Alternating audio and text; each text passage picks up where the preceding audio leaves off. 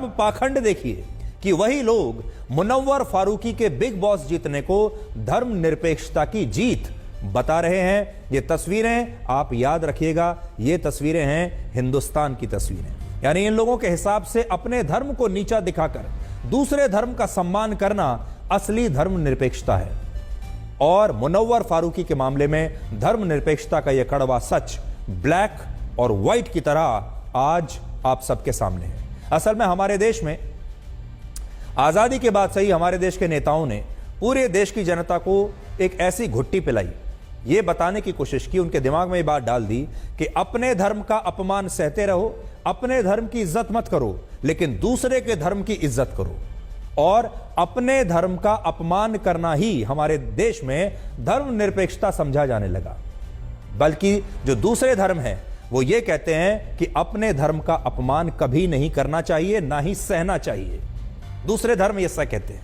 अब यहां सोचने वाली बात यह है कि जिस व्यक्ति ने, जिस स्टैंड अप कॉमेडियन ने भगवान श्री राम के बारे में न जाने कैसी कैसी अपमानजनक बातें कही, सीता जी का मजाक उड़ाया, वो व्यक्ति इसी देश के लोगों के लिए अब एक सुपरस्टार बना हुआ है। और मुंबई के डोंगरी इलाके से आई ये तस्वीरें इसका बहुत बड़ा सबूत है। अब हम नहीं जानते कि आपको इन तस्वीरों पर खुश होना चाहिए कि भारत कितना बड़ा धर्मनिरपेक्ष देश है, भारत की जनता कितने खुले विचारों वाली है और कितनी धर्मनिरपेक्ष है, या फिर आपको इन तस्वीरों को देखकर चिंता होनी चाहिए।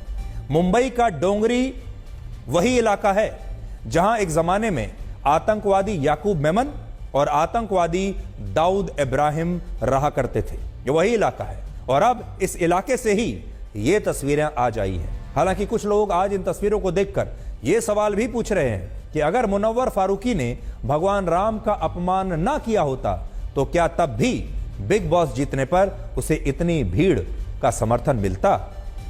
आज मुनव्वर फारूकी भी यही सोच रहे होंगे अपने बारे में कि देखिए भगवान राम का और सनातन धर्म का अपमान करने का कितना बड़ा फायदा उन्हें मिला है। वो वर्षों वर्षों तक ऐसे ही स्टैंड अप कॉमेडियन बने रहते, स्टैंड अप कॉमेडी करते रहते और शायद उनका नाम किसी को पता भी ना होता। लेकिन क्योंकि उन्होंने सनातन धर्म का अपमान किया, क्योंकि उन्होंने भगवान श्री राम का, सीता जी का अपमान किया, उनका मजाक उड़ाया, क्योंकि उन पर पुलिस ने FIR कर दी, उन्हें अरेस्ट कर लिया, इसलिए वो रातों रात स्टार बन गए, रातों रात विवादों में आ गए, रातों रात हेडलाइंस में आ गए। और बिग बॉस में ऐसे ही लोगों की जगह होती है। और आज इस देश के लाखों लोगों ने अपना वोट इस स्टैंड अप कॉमेडियन को दे दिया। तो हमें तो लगता है इस समय जब ये गाड़ी पर चढ़कर इतने हजारों लोगों का स्वागत देख रहा होगा ये स्टैंड अप कॉमेडियन, तो शायद ये सोच रहा होगा कि मैंने जो किया ठीक ही किया, उसका नतीजा, उसका इनाम आज मुझे मिल रहा है। आज आप सबको यह भी सोचना चाहिए कि अगर हमारे देश में भगवान राम का अपमान करने पर नेताओं को वोट मिलते हैं और बाकी के लोगों को इतनी लोकप्रियता मिलती है, तो फिर हिंदू धर्म और भगवान राम का अपमान करने को इस देश में फैशन क्यों ना माना जाए? यह तो एक फैशन है, इससे फायदा ही फायदा है।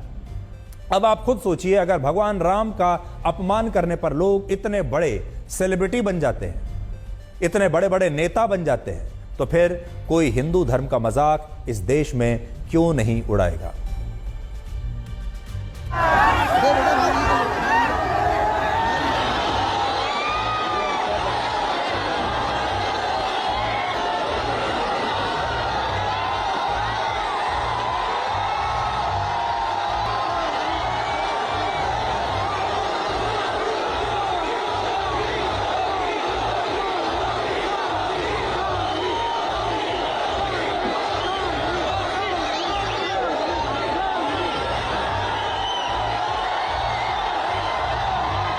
आई एम वेरी हैप्पी।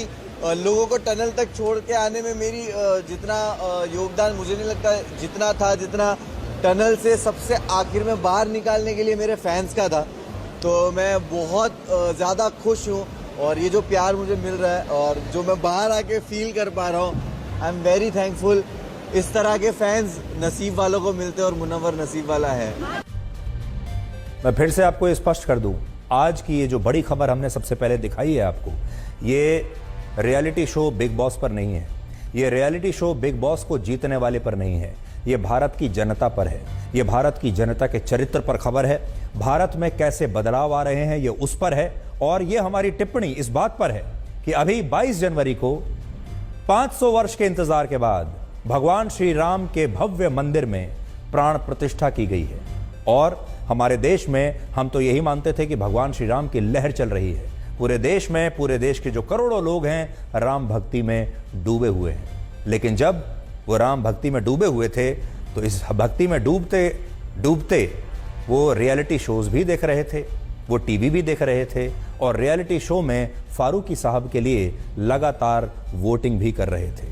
और ये देश कितना महान है, यहाँ पर राम भक्त भी सरवाइव कर रहे हैं, वो भी खुश हैं। और भगवान राम का अपमान करने वाले को वोट देने वाले लोग भी इस देश के उतने ही नागरिक हैं, उनके पास भी एक ही वोट देने का अधिकार है और वो भी खुश हैं। इसलिए आज आपको फक्र होना चाहिए कि आप भारत जैसे देश में रहते हैं।